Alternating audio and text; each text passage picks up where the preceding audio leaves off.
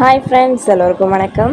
This video is sponsored by BuyMode e-shopping app. இந்த வீடியோவில் நாம் யாரையும் நம்பாதே, யாரையும் தாராளமாக நம்பாதே அதை பற்றி தான் நம்ம பார்க்க போகிறோம்.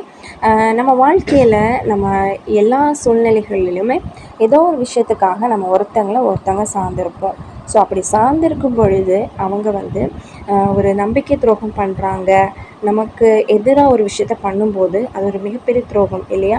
ஸோ அது நம்ம தனிமையான ஒரு சூழ்நிலைக்கு நம்ம தள்ளப்படுவோம். இந்த யாரையும் நம்பாதே அப்படிங்கிற ஒரு வார்த்தையை நீங்கள் நிறைய இடங்களில் நீங்கள் பார்த்துருப்பீங்க. பெரிய பெரிய சிந்தனையாளர்கள்கிட்ட இருந்து, இல்லைன்னா சமூக ஊடகங்கள்லேருந்து, இல்லைன்னா பார்த்திங்கன்னா சுவர்களில் எழுதி வச்சுருப்பாங்க இல்லையா? ஸோ அப்படி நம்ம அடிக்கடி பார்க்கக்கூடிய ஒரு விஷயந்தான். இதை நம்ம ஆழமாக பார்த்தோன்னா இதோட பின்னணி ரொம்ப ஆழமானது.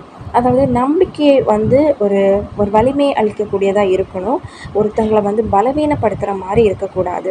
நம்ம எல்லாருமே ஏதோ ஒரு சூழ்நிலைக்கு ஒவ்வொருத்தங்களை சார்ந்திருக்க வேண்டிய நிலைமையில் இருக்கும் பொழுது, யாரோ ஒருத்தர் நம்ம தீங்கிழைச்சிட்டாங்க, யாரோ ஒருத்தர் துரோகம் பண்ணிட்டாங்க அப்படிங்கும் பொழுது நம்ம எல்லாரையுமே சந்தேகப்படுற மாதிரி ஒரு சூழ்நிலைக்கு நம்ம தள்ளப்படுறோம்.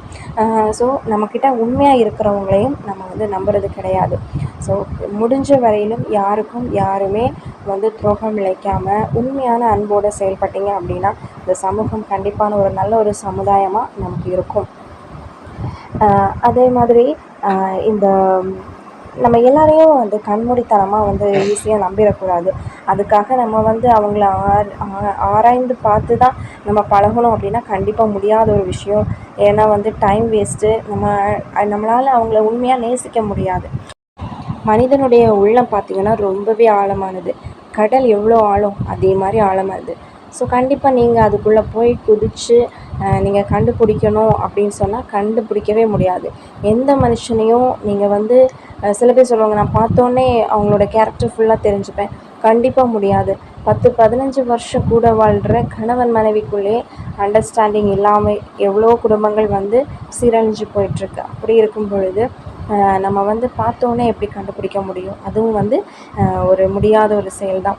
ஸோ நம்ம என்ன பண்ணுவோம் அப்படின்னா, உண்மையான அன்பை நம்ம எதிர் சைட்லேருந்து நமக்கு வருதோ இல்லையோ, நம்ம ஒரு உண்மையான அன்பை நம்ம செலுத்துவோம். நம்ம பிறருக்கு நம்பிக்கை துரோகம் இழைக்காமல் இருப்போம். அவங்க நமக்கு நம்பிக்கை துரோகம் இழைக்கிறாங்க அப்படின்னா கடவுளுக்கு அவங்க ஒரு நாள் கண்டிப்பாக பதில் சொல்ல வேண்டி இருக்கும். ஸோ அவ்வளோதான் நான் சொல்ல வர்றது. ஸோ யாரையும் நம்பாது அப்படிங்கிறது ஒரு கடுமையான வார்த்தை. அதுக்கு பதிலாக நம்ம யாரையும் தாராளமாக நம்பாதே. நீங்கள் எல்லாத்துக்குமே ஒரு லிமிட் வச்சுக்கோங்க. நீங்கள் அன்பு செலுத்துங்க, அவங்க சைட்லேருந்து அன்பு வரணும். அவங்க இப்படி தான் நடக்கணும், அப்படி தான் நடக்கணும்னு எதிர்பார்ப்புகளை குறைச்சிக்கோங்க. ஸோ உங்கள் வாழ்க்கை கண்டிப்பாக நல்ல ஒரு பீஸ்ஃபுல்லான ஒரு லைஃப்பாக இருக்கும், ஹாப்பியான ஒரு லைஃப்பாக இருக்கும். நீங்கள் மற்றவங்களுக்கு எந்த ஒரு தீமையும் செய்யலை, அவங்க தான் அவங்களுக்கு செய்கிறாங்க அப்படின்னா அதற்கேற்ற பிரதிபலனை கடவுள் அவங்களுக்கு கொடுப்பாரு. ஸோ நீங்கள் ஹாப்பியாக இருங்க. இந்த வீடியோ உங்களுக்கு பிடிச்சிருந்துன்னா லைக் பண்ணுங்கள், ஷேர் பண்ணுங்கள், கமெண்ட் பண்ணுங்கள்.